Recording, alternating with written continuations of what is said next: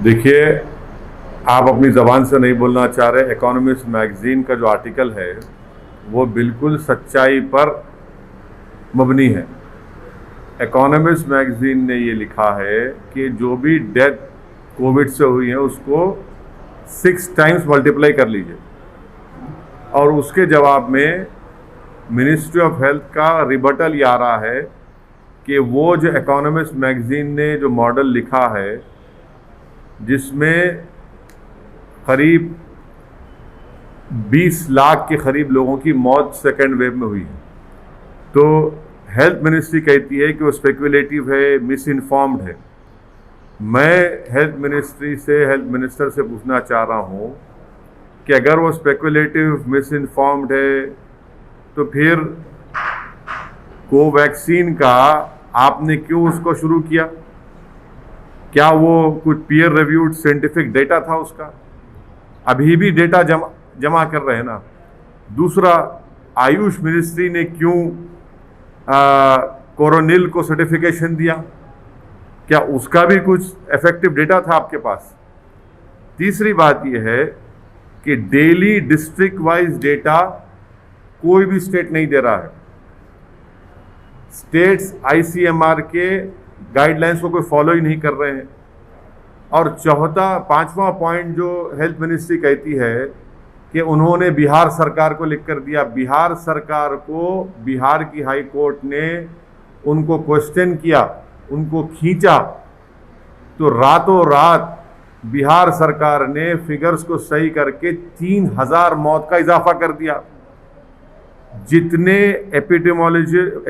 Epidemiological models हैं, जो experts हैं, वो सब कह रहे हैं कि डेथ्स जो हैं वो 5 से 6 गुना ज़्यादा है, और ये बिल्कुल सही है, इसमें कोई डिनाई नहीं कर सकता। ये सिर्फ मोदी सरकार ये कह रही है कि इतने मौतें नहीं हुए कोविड से। मोदी सरकार हकीकत को सच्चाई को छुपा रही है। मोदी सरकार का रियलिटी से कोई टच ही नहीं है। वो आम भारत के लोगों की मौत, उनकी तकलीफ से उनका कोई ताल्लुक ही नहीं है, कनेक्शन ही खत्म हो चुका है, वो बिल्कुल अलूफ है। इसीलिए वो इस तरह की गलत बातें कर रहे हैं। वैक्सीन को मान रहे हैं लेकिन सरकार की बातों को क्यों नहीं? हम सरकार का रिबटल भी कर रहे हैं, हर कोई ये कह रहा है कि इंश्योरेंस क्लेम्स, डेथ सर्टिफिकेट्स जो इशू हुए सेकेंड वेव में, और डेथ सर्टिफिकेट्स जो पहले वेव से पहले इशू होते थे, ये पूरे एपिडेमोलॉजिकल एक्सपर्ट्स हैं। इकोनॉमिस्ट मैगजीन में सी ओटर के यशवंत देशमुख ने भी इस बात को कहा। जब यशवंत देशमुख कहेगा बीजेपी स्टेट जीत रही तो थालियां मारेंगे, और जब यशवंत देशमुख कहेगा एक स्टैटिस्टिशियन है वो भी इस बात को मान रहे हैं, तो आप उनको अब नहीं मानते। तो प्रॉब्लम यह है कि बीजेपी ये चाहती है कि सिर्फ उनकी तारीफ करो, उनकी तायीद करो और सुप्रीम लीडर जिंदाबाद के नारे लगाओ। जब सच्चाई सामने आती है कि इतने लोगों की मौत हुई है, इतने हजार बच्चे ऑर्फन हो चुके हैं, मानने को तैयार ही नहीं है। इसलिए नहीं मानते क्योंकि वो बैडली एक्सपोज हो चुके हैं। सेकेंड वेव की तैयारी बीजेपी मोदी सरकार ने कुछ नहीं की। वैक्सीनेशन का ऑर्डर देर से दिया, वैक्सीनेशन का सप्लाई गलत हुआ रहा है, और यही वजह है कि इतनी सब लोगों की मौत हुई है। तो इसलिए बीजेपी अपनी नाकामियों को छुपाने के लिए इस सच्चाई के फिगर्स को नहीं मानती है। तो आप वैक्सीन का सवाल क्यों उठा रहे हैं? देखिए, अगर आप उनका जवाब पढ़ेंगे हेल्थ मिनिस्ट्री का, इकोनॉमिस्ट मैगजीन के रिबटल में हेल्थ मिनिस्ट्री ने कहा कि वो स्पेकुलेटिव है, मिस इन्फॉर्म्ड है, और साइंटिफिक डेटा को फॉलो नहीं किया। तो मैं उनके जवाब में कह रहा हूं कि कोवैक्सीन को भी आपने 3rd ट्रायल का कंसेंट लिया ना जनता से, तो क्या आपके पास डेटा था? फिर मैंने कहा है कि कोरोनिल ये बाबा की है, आयुष मिनिस्ट्री सर्टिफाई करा, क्या उसका डेटा था आपके ने? सर, आप एक तरफ कह रहे हैं बीजेपी को घेर रहे हैं, लेकिन इन सबके बावजूद आप देखिए बीजेपी और एनडीए पूरे देश भर में स्ट्रांग हो रही है। अच्छा, तेलंगाना में एक स्ट्रॉन्ग ओह। ज्वाइन कर ली है। बिहार में देखिए मैं लास्ट जो सुना था कि अकाली दल बीजेपी को छोड़ दी, सब पार्टियां इनको छोड़ रहे हैं, और खुद बिहार में उनकी जो एक सहयोगी पार्टी थी उनके खिलाफ लड़ा।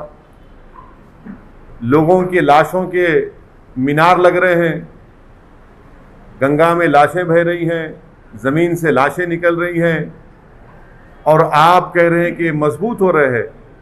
गरीब भारत का मर रहा है, और एनडीए अगर मजबूत हो रही है गरीब के मरने पर, तो फिर इस मजबूती का क्या फ़ायदा मेरे भाई?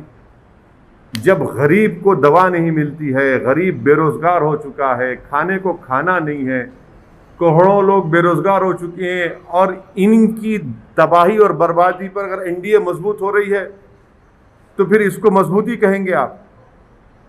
सर ऐसा तो नहीं है कि अभी केंद्र सरकार ने हाल ही में प्रधानमंत्री मोदी ने भी कहा है कि वैक्सीन फ्री में देंगे। हाँ, इसमें तो कर ही रहे हैं ना सब। वैक्सीन फ्री में देंगे। कब देंगे? हम खाक हो जाएंगे तुमको खबर होने तक। हम खाक हो जाएंगे मोदी जी को खबर होने तक। कितने वैक्सीन आप देंगे जुलाई में?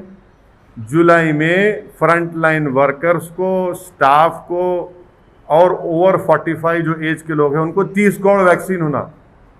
आपने सुप्रीम कोर्ट को जो 9 मई को एफिडेविट दिया उसमें कह रहे हैं कि जुलाई में मोदी सरकार 13 करोड़ 20 लाख वैक्सीन देगी।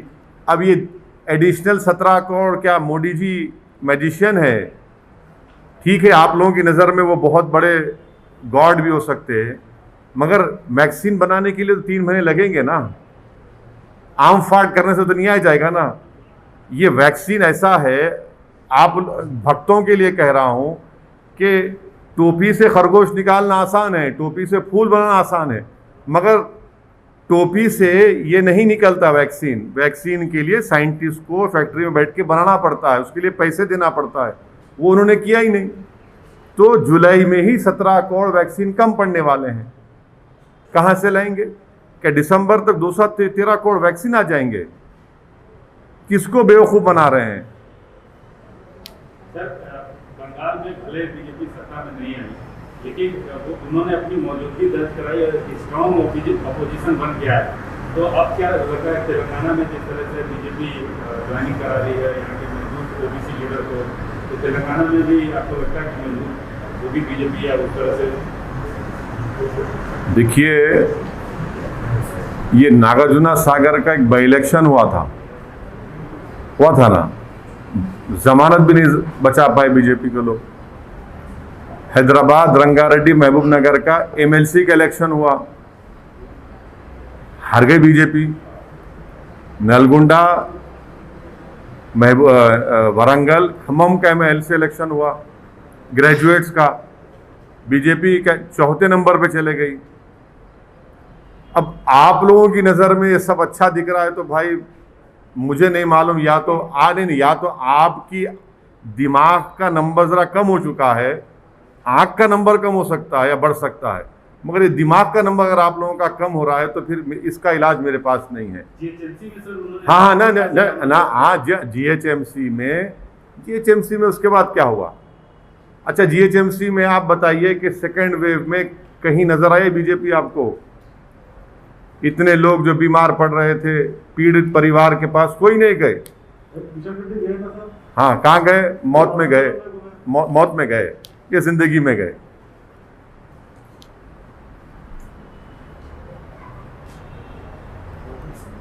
हो गया।